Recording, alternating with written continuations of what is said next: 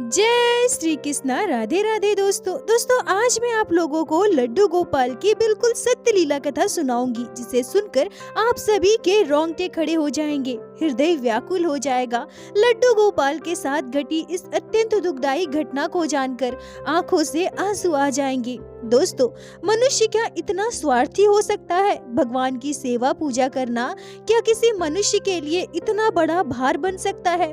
क्या व्यक्ति सांसारिक जगत में इतना खो जाता है कि भगवान उनके लिए बोझ बन जाते हैं? क्या व्यक्ति सांसारिक लोगों में, अपनी मोह माया में और अपनी आवश्यकताओं की पूर्ति में इतना उलझ जाता है कि भगवान की सेवा पूजा के लिए उसके पास तनिक भर का भी समय नहीं होता, और वो व्यक्ति अपने हाथों से भगवान श्री कृष्ण के बाल स्वरूप लड्डू गोपाल के साथ इतना बड़ा कुकृत्य कर देता है? क्या ऐसे व्यक्तियों को पाप पुण्य का भय नहीं लगता? क्या ऐसे व्यक्तियों को जरा भी इस बात का भय नहीं है कि उनके द्वारा की गई क्रिया से हमारे लड्डू गोपाल को कितनी तकलीफ होती है और उनके ऐसा करने से उन्हें कितना बड़ा पाप का भागी बनना पड़ सकता है? दोस्तों, आज की यह लीला कथा आपको रुला देगी। जब हमारे बाल गोपाल के साथ ऐसी दर्दनाक घटना घट जाए तो कोई भी कृष्ण भक्त उसे बर्दाश्त नहीं कर सकता है। दोस्तों, आज की यह लीला कथा थोड़ी लंबी हो सकती है, जिससे कि इस मार्मिक लीला कथा को मैं आप सभी को अच्छे से समझा सकूं। आप सभी भक्तों से मेरा विनम्र निवेदन है कि कृपया आज की इस वीडियो को पूरा अंत तक अवश्य देखिएगा। आशा करती हूँ प्रत्येक दिन की भांति आज की यह लीला कथा आपके हृदय को स्पर्श करेगी। दोस्तों, आज की यह लीला कथा हमारे साथ शेयर की है भुवनेश्वर में रहने वाली रितु अवस्थी जी ने। रितु जी कहती हैं कि मेरी शादी को 9 साल हुए हैं। मेरे ससुराल में मेरी सासू माँ, ससुर जी मेरे हस्बैंड थे। शादी से पहले मैंने कभी भी लड्डू गोपाल की सेवा के बारे में नहीं सोचा था, न ही मेरे मन में कभी यह विचार आया था। मेरे मन में भगवान के प्रति श्रद्धा भक्ति तो थी, मैं पूजा पाठ भी करती थी, तीज त्योहार में मंदिर भी जाया करती थी, उपवास भी करती थी, पर मुझे लड्डू गोपाल की सेवा करनी है या बाल गोपाल को अपने घर विराजित करना है, ये सारे ख्याल मेरे मन में कभी आए ही नहीं। और सच कहूँ तो मैंने कभी अपने आसपास भी किसी के घर लड्डू गोपाल की सेवा होते नहीं देखा था, तो यह भाव मेरे मन में कभी भी नहीं आया। मेरी शादी हुई, शादी के बाद जब मैं अपने ससुराल गई तो ससुराल में भी मैंने वैसा पूजा पाठ का माहौल नहीं देखा था। घर के मंदिर में सभी देवी देवताओं के चित्रपट थे, पर मेरी सासू माँ नित्य पूजा पाठ नहीं किया करती थी। मैंने यह भी गौर किया था कि जब मेरी सासू माँ की इच्छा हो तो वो कभी कभार दिया बाती कर दिया करती थी। मैं भले ही लड्डू गोपाल की सेवा नहीं करती थी, मेरे मायके में लड्डू गोपाल विराजित नहीं थे, पर मेरे मायके में प्रत्येक दिन मैं पूजा पाठ करती थी। मेरी मम्मी सुबह शाम दिया बाती भी करती थी, तो ये मेरा भी आदत था। अब जब ससुराल में मैंने देखा कि मेरी सासू माँ ज्यादा पूजा पाठ नहीं करती है, तो मैं ही सुबह शाम घर में पूजा पाठ करने लगी, दिया बाती करने लगी। रितु जी कहती हैं कि मैंने सुना था कि बहुएं आजकल पूजा पाठ नहीं करती हैं तो उनकी सासू माँ को दिक्कत होता है। उनकी सासू माँ बहू को पूजा पाठ करने के लिए कहती है, पर मेरे साथ ऐसा बिल्कुल भी नहीं था। यहाँ तो बिल्कुल ही उल्टा था। मैं जब अपने ससुराल में पूजा पाठ करने लगी तो मेरी सासू माँ कहती है कि बहू, इतना सुबह उठकर ये सब करने की क्या जरूरत है? अरे अभी तुम्हारी नई नई शादी हुई है, तुम अपनी वैवाहिक जीवन पर ध्यान दो। ये सब तो बुढ़ापे में करने का काम है, जब समय आएगा तब सब कर लेना। कोई तीज त्योहार हो तो हम लोग घर में पूजा पाठ करते ही है ना, तब कर लेना, पर ऐसे सुबह शाम पूजा पाठ करने की क्या जरूरत है? तुम बस अपना ध्यान रखो और अपने वैवाहिक जीवन पर ध्यान दो। रितु जी कहती है कि अपनी सासू माँ के विचार से मैं बिल्कुल आश्चर्य थी। मैं सोचा करती थी कि घर के सारे काम तो हो सकते हैं, खाना पीना बन सकता है, हम सभी खा सकते हैं, अपने सभी काम कर सकते हैं, फिर घर में पूजा पाठ क्यों नहीं हो सकता? वैसे भी पूजा पाठ करने में कितना समय लगता है? अगर हम थोड़ा समय निकाल कर भगवान की पूजा पाठ कर लेते हैं तो इसमें क्या दिक्कत है? मैंने अपनी सासू माँ से भी यही कहा था कि ठीक है माँ जी, ज्यादा कुछ तो मैं नहीं कर पाती, बस मैं सुबह शाम दिया बाती कर दूंगी, ये मेरा हमेशा से आदत रहा है ना, इसलिए मैं इसे छोड़ नहीं सकती। फिर मेरी सासू माँ ने भी मुझसे कुछ नहीं कहा। रितु जी कहती है कि शादी के बाद पहली बार मैं अपने मायके गई और मायके से वापस जिस दिन मैं अपने घर आई उसी दिन मैंने एक आश्चर्यजनक सपना देखा। मैं अपने सपने में देखती हूँ कि मैं अपने ससुराल के मंदिर में बैठी हुई हूँ और मेरे सामने सिंहासन पर एक छोटे से लड्डू गोपाल विराजित है और मैं बड़े प्यार से बाल गोपाल की सेवा कर रही हूँ। जब मैंने यह सपना देखा था तो मैं बिल्कुल आश्चर्य थी, क्योंकि जैसा कि मैंने बताया, मैंने कभी भी लड्डू गोपाल की सेवा के बारे में सुना तक नहीं था, ना ही मैंने कभी सोचा था। मैं किसी के घर लड्डू गोपाल की सेवा होते भी नहीं देखी थी, पर मैंने अपने सपने की बात को ज्यादा गंभीरता से नहीं लिया था। मैंने यह भी नहीं सोचा कि शायद लड्डू गोपाल हमारे घर आना चाहते हो, मुझसे सेवा लेना चाहते हो। ऐसा कोई भाव मेरे मन में नहीं आया। इस सपने को सपना समझकर मैं भूल गई। पर तभी लगभग 15 दिनों के बाद फिर से सपने में लड्डू गोपाल के मैं दर्शन पाती हूँ। आज मैं सपने में देख पाती हूँ कि मैं घर की साफ सफाई कर रही हूँ और साफ सफाई के दौरान मुझे एक पुराने पड़ चुके काले लड्डू गोपाल मिले। मैं उस लड्डू गोपाल को उठाकर फिर से कहीं और रख देती हूँ। मैं उस लड्डू गोपाल की ओर ध्यान भी नहीं देती हूँ और तभी मैं क्या देखती हूँ कि एक छोटी सी बच्ची मेरे पास आती है। बच्ची कौन है, कहाँ से आई है, मैं कुछ भी नहीं जानती। और वो बच्ची आकर मुझसे कहती है, देखो देखो लड्डू गोपाल बैठे हैं, वो तुम्हें देख रहे हैं। लड्डू गोपाल को गोद में उठाओ ना, उन्हें सिंहासन पर बिठाओ ना, उनकी सेवा करो।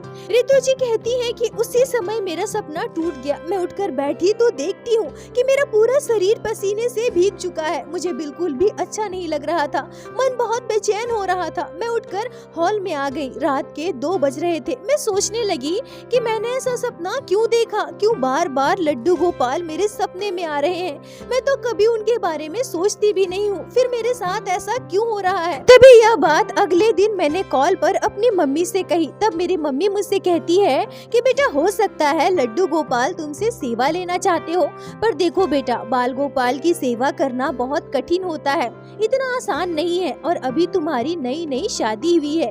अगर लड्डू गोपाल को तुमसे सेवा लेनी होगी तो वो किसी न किसी लीला से तुम्हारे पास आ जाएंगे। बस तुम अभी इन सब बातों पर ध्यान देना छोड़ दो। रितु जी कहती है कि मैं सच कहूँ तो मैंने इस बात को नजरअंदाज किया। मेरे दिल में बाल गोपाल के लिए कोई भावना ही नहीं थी, कोई प्रेम ही नहीं था, तो मैं भला इन सब बातों पर ध्यान क्यों दूं? मैं भला क्यों लड्डू गोपाल की सेवा की सोचूं? अब मेरे साथ कुछ ऐसी अनोखी घटनाएं घटने लगी, कुछ ऐसी घटनाएं जिसे याद कर आज भी मेरे रोंगटे खड़े हो जाते हैं। जब मैं दोपहर के समय अपने कमरे में लेटी थी तो मुझे ऐसा लगता है कि मानो कोई मेरे पास आकर खड़ा है और मैं जैसे ही पलटकर उसे देखने की कोशिश करती हूँ वो वहाँ से गायब हो जाता है। कई दिनों तक लगातार मुझे ऐसा ही महसूस होता रहा। मैं एकदम से डर गई थी और क्योंकि मैं भोले बाबा को मानती थी, मायके में मैं भोलेनाथ के मंदिर जाया करती थी, तो मैंने मन ही मन भोलेनाथ की शरण ली और मैंने उनसे मदद मांगी। मैंने उनसे कहा कि हे भोलेनाथ, मेरे साथ ये क्या हो रहा है, मुझे कुछ भी समझ में नहीं आ रहा है। हे प्रभु, मुझे ऐसा क्यों अनुभव हो रहा है? क्या सच में मेरे साथ कुछ बुरा होने वाला है? क्या सच में मेरे आसपास कोई बुरी शक्ति है? आप मुझे आभास कराए प्रभु। हे प्रभु, मेरी रक्षा करें। तभी उसके अगले दिन मैंने कुछ ऐसा अनुभव किया जिसे सुनकर आप सबके भी रोंगटे खड़े हो जाएंगे। मैं किचन में खाना बना रही थी। मेरी सासू माँ ऊपर वाले कमरे में टीवी देख रही थी और मेरे हस्बैंड ससुर जी अपने अपने काम पर गए थे। तभी मुझे महसूस होता है जैसे हमारे घर से किसी छोटे बच्चे की रोने की आवाज आ रही है। ऐसा लग रहा था मानो कोई छोटा सा बच्चा बिलख बिलख कर रो रहा है। पर उस बच्चे की रोने की आवाज किस कमरे से आ रही है, घर के किस कोने से आ रही है, घर के किस भाग से आ रही है, मैं बिल्कुल भी समझ नहीं पा रही थी। मैं बच्चे की रोने की आवाज सुनी तो एकदम से डर गई, क्योंकि हमारे घर पर तो कोई छोटा बच्चा है ही नहीं और आसपास के घरों में भी कोई छोटा बच्चा नहीं है। मैं तुरंत अपने सासू माँ के पास गई और उनसे कहने लगी कि मम्मी जी, किसी बच्चे की रोने की आवाज आ रही है। मेरे सासू माँ मेरे साथ नीचे आई और कहने लगी कि नहीं बहू, बच्चे की रोने की आवाज भला कहाँ से आएगी? हमारे घर में कोई बच्चा है ही नहीं और आस पड़ोस भी किसी के घर बच्चा नहीं है। तुम ध्यान मत दो, तुम्हारा भ्रम होगा। रितु जी कहती है कि मुझे यह बिल्कुल पता था कि ये मेरा भ्रम हो ही नहीं सकता है, क्योंकि मैंने बच्चे के रोने की आवाज स्पष्ट रूप से अपने कानों से सुनी थी। पर यह तो सच था कि बच्चे की रोने की आवाज भला कहां से आ सकती है। मैं फिर से इस बात पर ध्यान नहीं दी और अपने काम पर लग गई। पर अब कहीं न कहीं मेरे दिमाग में ये सारी बातें चलने लगी थी। बार बार लड्डू गोपाल का मेरे सपने में दिखाई देना, मुझे यह आभास होना जैसे कोई मेरे आसपास मेरे साथ चल रहा हो, बच्चे की रोने की आवाज आना, ये सब क्या है? ये मेरे साथ क्यों क्यों हो रहा है? ये सारी बातें सोच सोच कर मैं परेशान रहने लगी। और इसी बीच दीपावली का त्योहार आता है। घर में साफ सफाई भी करनी थी, तो मैं सुबह जल्दी उठकर सबके लिए नाश्ता बना दी। मेरे ससुर जी और मेरे हस्बैंड नाश्ता करके अपने अपने काम पर चले गए और मैं और मेरी सासू माँ ने भी नाश्ता कर लिया। उस दिन हम पूरे घर की साफ सफाई करने वाले थे। दरअसल एक ही आंगन में हमारा 2 घर बना हुआ है। एक पुराना वाला घर जिसमें सभी लोग पहले रहा करते थे, और अभी 2 साल पहले नया घर बना हुआ है जिसमें हम लोग अभी रहते हैं। मैंने नए घर की साफ सफाई की और उसमें से जो एक्स्ट्रा सामान निकल रहा था उसे मैं ले जाकर पुराने घर में रख रही थी। ऐसे लगभग 2 दिन साफ सफाई करने के बाद हमारा नया घर पूरी तरह से साफ सुथरा हो गया। अब मैंने सोचा कि मैंने जो एक्स्ट्रा सामान नए घर से निकालकर पुराने घर में रखा है उसे मैं अच्छे से सेट कर देती हूँ। पुराने घर की भी थोड़ी सी साफ सफाई कर देती हूँ क्योंकि दीपावली भी आ रही है। ऐसे घर को गंदा रखना सही नहीं है। यह सोचकर मैं पुराने घर की साफ सफाई करने चली गई और मेरी सासू माँ उस दिन दोपहर का खाना बना रही थी। साफ सफाई करने के दौरान मेरी नजर पड़ती है बरामदे में रखे हुए एक पुरानी अलमारी पर, जो बिल्कुल भी टूटी फूटी नहीं थी, एकदम से सही सलामत थी, पर हाँ थोड़ी गंदी हो गई थी। घर की अच्छे से साफ सफाई झाड़ू पोछा हो जाने के बाद मैंने सोचा कि अलमारी को अच्छे से साफ कर देती हूँ। इसके लिए एक कवर बनाकर ऊपर से डाल दूंगी जिससे ये आगे और भी साफ सुथरा रहेगा। यह सोचकर जैसे ही मैं अलमारी के ऊपर से साफ सफाई करने लगी तभी मैं देखती हूँ कि अलमारी खुली हुई है, उसमें लॉक नहीं लगा हुआ। तभी अलमारी खोलकर मैं देखती हूँ कि अंदर पतले पतले कुछ ब्लैंकेट रखे हुए हैं। क्योंकि दीपावली लगभग आ ही गई थी तो अब थोड़ी थोड़ी ठंड लगनी शुरू हो गई थी, तो मैंने सोचा ये छोटे छोटे पतले पतले ब्लैंकेट है तो इसे मैं धूप में दे देती हूँ। फिलहाल ठंड कम है तो यह ओढ़ने के काम आ जाएगा। यह सोचकर जैसे ही मैं उन पतले ब्लैंकेट को अलमारी से बाहर निकालने लगती हूँ तभी मैं क्या देखती हूँ कि ब्लैंकेट के साथ ही एक कपड़े की पोटली नीचे गिरती है। मैं जब उस पोटली को हाथ में उठाती हूँ तो मुझे ऐसा आभास होता है जैसे पोटली के अंदर कोई मूर्ति बंधी हो। मैंने पोटली को वापस अलमारी के अंदर रख दिया। अब मैं सारे ब्लैंकेट को निकालकर धूप में रख रही थी, घर की साफ सफाई कर रही थी, पर मेरा ध्यान अभी भी बार बार उस पोटली की ओर जा रहा था। ऐसा लग रहा था मानो मुझे सबसे पहले उस पोटली को खोलकर देखना चाहिए, उसके अंदर आखिर कौन सी मूर्ति है या फिर कौन सा ऐसा सामान है जिसको मेरी सासू माँ ने इतनी अच्छी तरह से बांधकर संभाल कर रखा है। अब मैं उस पोटली को निकाल कर जैसे ही खोलती हूँ उसके अंदर से जो चीज मुझे मिलती है उसे देखकर मेरे होश उड़ जाते हैं। पोटली के अंदर मुझे मिले लड्डू गोपाल, और सबसे आश्चर्यजनक बात तो यह है कि ये बाल गोपाल बिल्कुल वही लड्डू गोपाल के स्वरूप में है जिनको मैं पिछले कई दिनों से सपने में देख रही थी। दोस्तों, रितु जी कहती हैं कि दीदी आप यकीन नहीं करोगे, लड्डू गोपाल को हाथ में जब मैं पकड़ी थी तो मेरे दोनों हाथ थर थर कांप रहे थे।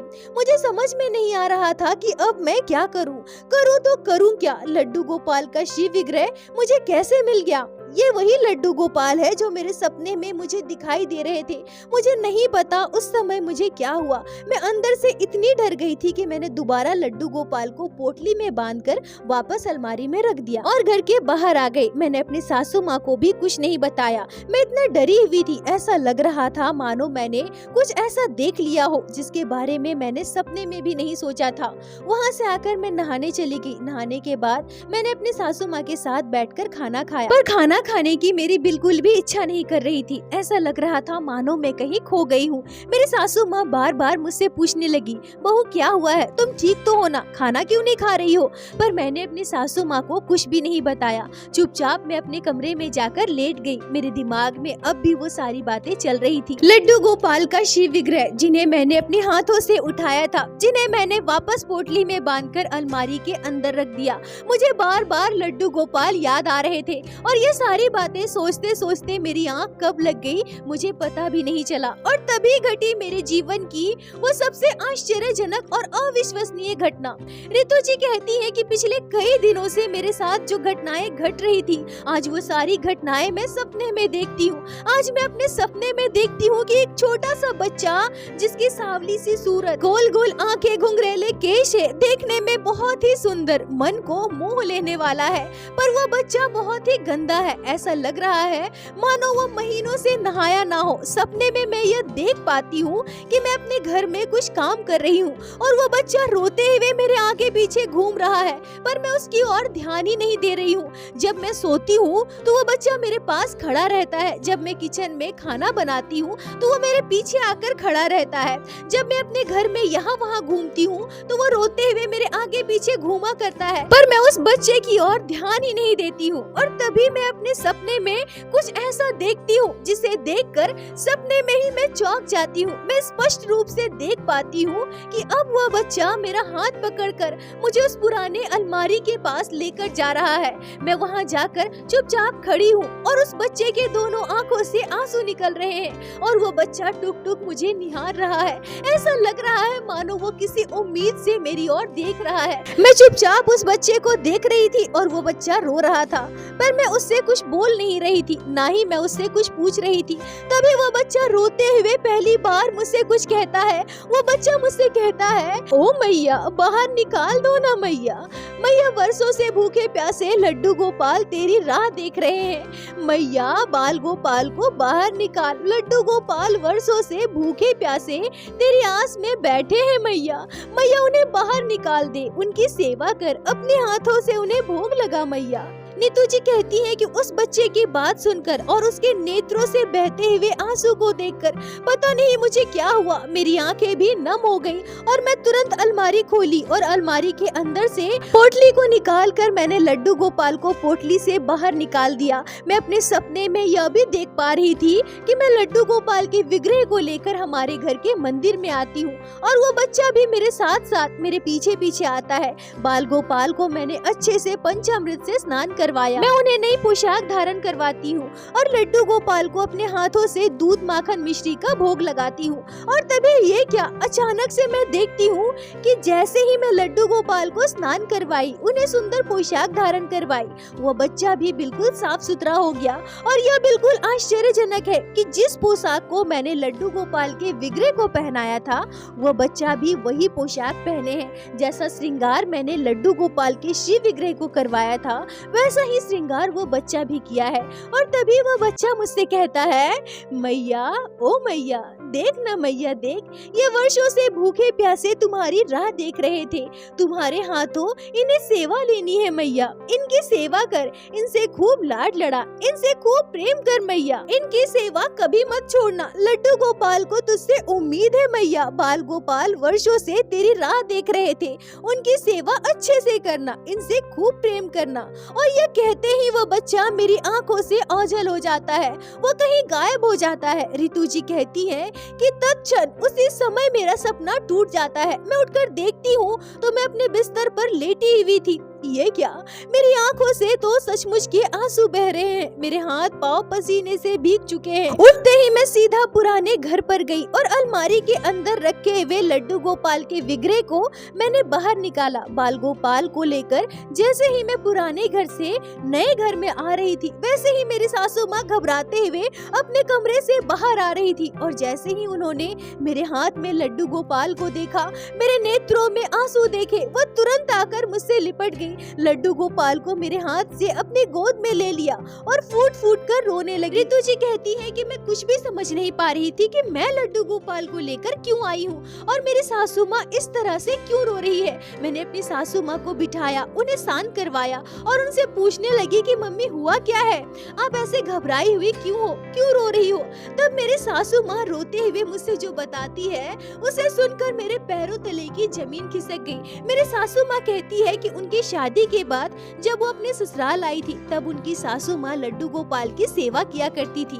उन्हें बचपन से ही पूजा पाठ करना बिल्कुल भी पसंद नहीं था। अब जब शादी के बाद उन्हें लड्डू गोपाल की सेवा करनी पड़ रही थी तो उन्हें यह बहुत बोझ लग रहा था। उनका मन बिल्कुल भी लड्डू गोपाल की सेवा में नहीं लगता था, जिस वजह से घर में कई बार उनके और उनके सासू माँ के बीच कहासुनी होती थी, घर में लड़ाई झगड़ा होते थे। पर मन ना होने के बावजूद उन्हें लड्डू गोपाल की सेवा करनी पड़ती थी। पर उनके उनकी सासू माँ की मृत्यु के बाद लड्डू गोपाल की सेवा से पीछा छुड़वाने के लिए उन्होंने लड्डू गोपाल को पोटली में बांधकर अलमारी के अंदर रख दिया था। इस घटना को लगभग 25 साल बीत गए हैं, पर इस दौरान उन्होंने कभी भी लड्डू गोपाल को उस पोटली से बाहर नहीं निकाला था, उनकी कभी सेवा नहीं की थी। पर आज उनके साथ जो आश्चर्यजनक घटना घटी उससे वो खुद दंग है। वो कहती है कि अभी अभी उन्होंने एक सपना देखा। सपने में वो देखती है कि एक छोटा सा लड़का सावले रंग का बिल्कुल गंदा सा उनके पास आकर खड़ा है। ऐसा लग रहा है मानो वो बच्चा कई दिनों से नहाया नहीं है और वो लगातार रोए जा रहा है। रोते हुए मेरी सासू माँ का हाथ पकड़कर कमरे से बाहर ला रहा है। जब मेरी सासू माँ कमरे से बाहर आती है तो देखती है कि मैं बैठकर उनके पुराने वर्षों से अलमारी में बंद पड़े लड्डू गोपाल को अलमारी से बाहर निकालती हूँ, उन्हें पंचामृत से स्नान करवा रही हूँ, उनका सुंदर श्रृंगार कर रही हूँ। और तभी वह बच्चा रोते हुए मेरी सासू माँ से कहता है, तुमने मुझे वर्षों से भूखे प्यासे अलमारी में बंद रखा है ना। मैं वर्षों से भूखा प्यासा हूँ, पर मैं तो इनकी प्रतीक्षा कर रहा था। अब मुझे इनके हाथों से सेवा लेनी है। ये मेरी सेवा करेंगी, मुझसे प्रेम करेंगी। मैं भूखा हूँ, मुझे भोग लगाएंगी। मेरी सासू माँ कहती है कि सपने में उन्होंने एक और आश्चर्यजनक चीज देखी। जब मैं लड्डू गोपाल के श्री विग्रह को नहला धुलाकर वस्त्र पहनाती हूँ, उनका सुंदर श्रृंगार करती हूँ, तो वह बच्चा भी उसी पोशाक में मेरी सासू माँ के सामने खड़ा हो जाता है। जो पोशाक मैंने लड्डू गोपाल को धारण करवाया था, वही श्रृंगार किए हुए वो बच्चा मेरी सासू माँ को दिखाई देता है। जब उन्होंने सपने में यह दृश्य देखा तो सपने में ही वो रोने लगी। उन्हें अपनी भूल का एहसास होने लगा, पर वो लड्डू गोपाल से कुछ भी कह पाती, उनसे अपनी भूल की क्षमा मांग पाती, बाल गोपाल के चरण पकड़ पाती, लड्डू गोपाल को सीने से लगा पाती। इससे पहले ही उनका सपना टूट जाता है। रितु जी कहती हैं कि जब मैं अपनी सासू माँ की सपने की बात सुनी और अपने सपने की बात अपने सासू माँ को बताई तो हम दोनों फूट फूट कर रो रहे थे। हम दोनों को समझ में नहीं आ रहा था कि आज हमारे साथ ये कैसी अद्भुत लीला घट गई। मेरी सासू माँ ने पिछले 25 वर्षों से लड्डू गोपाल को अलमारी में बंद रखा। इन 25 वर्षों के दौरान कभी भी मेरी सासू माँ को लड्डू गोपाल ने यह आभास नहीं करवाया कि वो भूखे प्यासे अलमारी के अंदर बंद है, उन्हें सेवा लेनी है, उन्हें बाहर आना है। पर मेरा यहाँ आते ही बाल गोपाल हम दोनों के साथ इतनी बड़ी लीला करते हैं। क्या सच में बाल गोपाल मेरे हाथों से सेवा लेना चाहते हैं? क्या सच में बाल गोपाल वर्षों से मेरी प्रतीक्षा कर रहे हैं? क्या मेरी शादी होना, इस घर में मेरा बहू बनकर आना सब पहले से तय था? सब लड्डू गोपाल की लीला थी, सब नीति का खेल था। रितु जी कहती हैं कि हम दोनों सास बहू बिल्कुल निस्तब्ध थे, हमारे आंसू नहीं रुक रहे थे। मैं अपने आप को धन्य महसूस कर रही थी कि लड्डू गोपाल ने मुझ पर इतनी बड़ी कृपा कर दी। मैं इस लायक तो नहीं हूँ, पर कान्हा ने मुझे अपनी सेवा के लिए चुना है। और उधर मेरी सासू माँ का रो रो कर बुरा हाल था। 25 वर्षों से उन्होंने लड्डू गोपाल को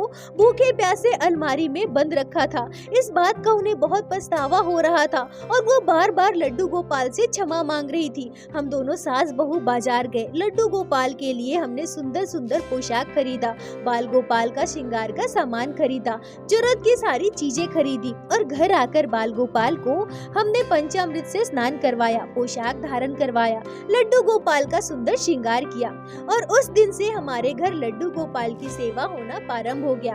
अब हम दोनों सास बहू मिलकर लड्डू गोपाल की सेवा करते हैं। और जब इस घटना के बारे में मेरे ससुर जी, मेरे हस्बैंड को पता चला तो वो दोनों बिल्कुल आश्चर्य थे। और सच में अगर इस घटना के बारे में हम किसी को भी बताएं तो शायद ही कोई हम पर यकीन करेगा। इधर बाल गोपाल 25 वर्षों से भूखे प्यासे मेरी प्रतीक्षा कर रहे थे और उधर मेरी सासू माँ के हाथों इतनी बड़ी भूल हो गई, इतना बड़ा पाप हो गया। पर लड्डू गोपाल ने कभी भी उन्हें इस बात का आभास नहीं दिलाया कि उन्हें बाहर आना है, उन्हें सेवा लेनी है। हमारे घर लड्डू गोपाल की सेवा अब पूरे श्रद्धा भाव से होती है। मेरी सासू माँ को अपने किए पर आज भी पछतावा है। आज भी वो लड्डू गोपाल से क्षमा मांगती है। उन्हें लगता है कि उन्होंने अपने जीवन के 25 वर्ष बर्बाद किए हैं, लड्डू गोपाल के साथ इतना बुरा किया है और आज नहीं तो कल उन्हें अपने पापों का फल भोगना ही पड़ेगा। पर अब हमारे परिवार में सभी के मन में लड्डू गोपाल के प्रति श्रद्धा भक्ति है। बाल गोपाल से हमारे परिवार में सभी बहुत प्रेम करते हैं। लड्डू गोपाल की छोटी सी छोटी जरूरत का हम ध्यान रखते हैं। मैं बाल गोपाल से बस यही प्रार्थना करूंगी कि हे मेरे ठाकुर जी, मेरे सासू माँ के हाथों जो पाप हुआ है, उनसे जो गलती हुई है, उन्हें क्षमा करे प्रभु। पर मुझे यह भी लगता है कि लड्डू गोपाल को शायद मेरे हाथों से सेवा लेनी होगी। होगी, इसलिए इतने वर्षों तक उन्होंने यह लीला नहीं की। ठाकुर जी से प्रार्थना है कि वह ऐसी ही अपनी कृपा दृष्टि हमारे परिवार पर बनाए रखे। दोस्तों, इस घटना पर आपके क्या विचार है, आपकी क्या राय है, कमेंट में जरूर बताएं। मुझे आप सभी के कमेंट का इंतजार रहता है। और प्रत्येक दिन की भांति लीला कथा के अंत में मैं आप सभी भक्तों से हाथ जोड़कर प्रार्थना करूंगी, ठाकुर जी की भक्ति कीजिए, लड्डू गोपाल की सेवा कीजिए, नाम जाप कीजिए और एक बार मेरे साथ प्रेम से कहिए, बोलो बांके बिहारी लाल की जय, लड्डू गोपाल की जय, जय जय श्री राधे। दोस्तों, यदि आप लोगों को आज की यह लीला कथा अच्छी लगी हो, आपके हृदय को स्पर्श की हो, तो कृपया वीडियो को लाइक कर अपने दोस्तों के साथ शेयर अवश्य करें, जिससे बाकी भक्त भी लड्डू गोपाल की इस अद्भुत लीला कथा का श्रवण कर सके। और हमारे चैनल को सब्सक्राइब करें, जिससे प्रत्येक दिन आप लोग हमारे चैनल पे श्री बांके बिहारी श्री लड्डू गोपाल की अद्भुत लीला कथाएं श्रवण कर सके। दोस्तों, यदि आपके जीवन में घटी हो कोई भी चमत्कारी घटना या लड्डू गोपाल ने कभी भी की हो कोई भी लीला जिसे आप हमारे साथ शेयर करना चाहते हैं, तो कृपया हमें इंस्टाग्राम पे मैसेज करें। हम आपसे कांटेक्ट करेंगे और आपकी उस लीला कथा को हमारे चैनल पे बाकी सारे भक्तों के साथ शेयर अवश्य करेंगे। लड्डू गोपाल की कृपा आप पर और आपके पूरे परिवार पर बनी रहे। राधे राधे दोस्तों।